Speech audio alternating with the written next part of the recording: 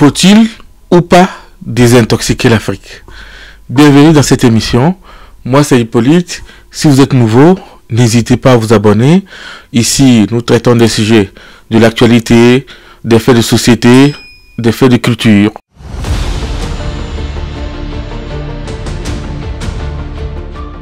Comme vous pouvez le constater, désintoxiquer l'Afrique ne vient pas de moi. Ça vient d'un écrivain ivoirien qui s'appelle Kokou Ernest Tigori. Bon, aujourd'hui, nous n'allons pas parler de littérature, mais nous décidons aujourd'hui de partir sur un autre terrain. Vous allez comprendre pourquoi je dis un autre terrain. C'est parce que récemment, j'ai fait une vidéo sur TikTok où je parlais des faits de société, où je parlais de l'introduction de nouvelles technologies de communication dans nos sociétés en Afrique, et ça a eu beaucoup de tollé, ça a fait beaucoup de tollé, et je voulais en parler à nouveau. En effet, nous avons constaté que depuis quelques années maintenant, la télécommunication, le téléphone, Internet fait à grands pas son arrivée en Afrique, et il me semble que nos sociétés ne sont pas encore prêtes pour plusieurs raisons. Il suffit juste d'observer ce qui se fait, d'aller sur ces petits réseaux sociaux pour constater ou remarquer avec moi le désarroi total et d'observer des choses alarmantes, parce que il faut le dire, longtemps j'ai hésité à venir sur TikTok, mais bon, pour ma chaîne, j'ai voulu le faire parce que ça me donnerait de la visibilité.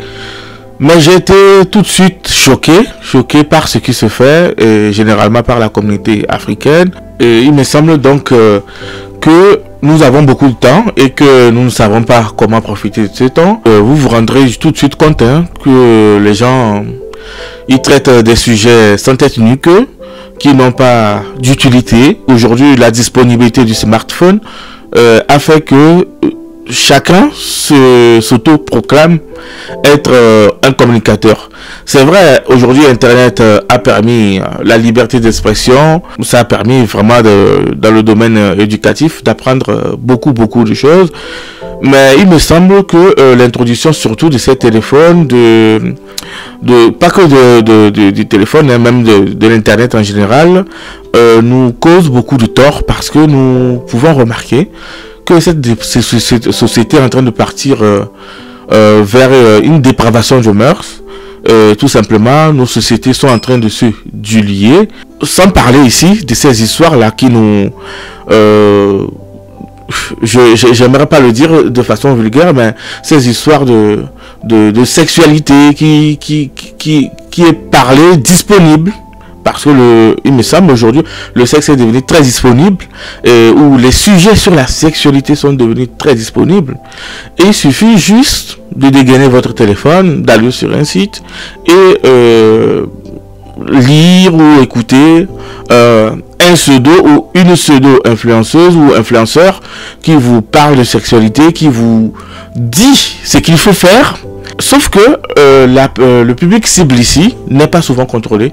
Le public cible, c'est des adolescents parfois qui ont des téléphones donnés par les parents, sans contrôle parental, généralement c'est ça, qui se permettent, les jeunes qui se permettent aujourd'hui, par exemple, de parler de sexualité, qui ne sont même pas encore responsables d'eux, comme on peut le dire. Je n'ai parlé de ce sujet à un ami qui me disait que c'est très alarmant de constater que chez nous en Afrique, tout le monde a aujourd'hui un téléphone, favorisé justement par l'arrivée de la Chine. Et moi, je me suis tout de suite questionné, puisqu'en Chine, je pense pas, même si la disponibilité de la technologie est d'actualité chez eux, je ne pense pas qu'il n'y a pas de contrôle là-dessus. J'ai l'impression que dans la plupart des pays africains, quand je dis pays africains, généralement je parle ici de l'Afrique de l'Ouest, surtout francophone, il manque une certaine restriction. Je pense qu'il faut, à un moment donné, qu'il y ait des limites, qu'il y ait un contrôle. De tout ce qui se fait sur Internet, généralement par la jeunesse, même si, comme on le dit, c'est un outil politique. Si on veut très bien, on peut abrutir un peuple en lui donnant ce dont il n'a pas besoin. Ça arrive, ça, en politique. Mais je pense qu'il faut à un moment donné contrôler. Et ça part dans tous les sens. Et j'appelle ici à nos dirigeants de voir ce qu'ils peuvent faire. Notamment, je pense aussi que on ne peut pas donner un outil à un enfant ou à quelqu'un sans l'avoir formé. La formation est l'élément de base. Et aujourd'hui, on peut le constater dans beaucoup de pays en Afrique où des histoires de sexe qui tournent sur les réseaux sociaux, de quoi soi-disant partouze, et qui tournent sur les réseaux sociaux sans crainte. Et parfois je me dis à quel moment en fait on se permet, à quel moment on a ce courage de se dire bon, on balance ça sur les réseaux sans représailles surtout. Parce que les sanctions qui sont prises, moi je pense, sont vraiment infimes. Il faut aller loin pour les éducateurs, travailler surtout sur l'éducation, sur l'éducation, à former sur les dangers c'est un couteau suisse, hein, le téléphone aujourd'hui. Donc à former la jeunesse sur tout ce qui est en lien avec notre monde. Je pense surtout que l'Afrique a été envahie très tôt par ces nouvelles technologies. On n'était pas encore prêt.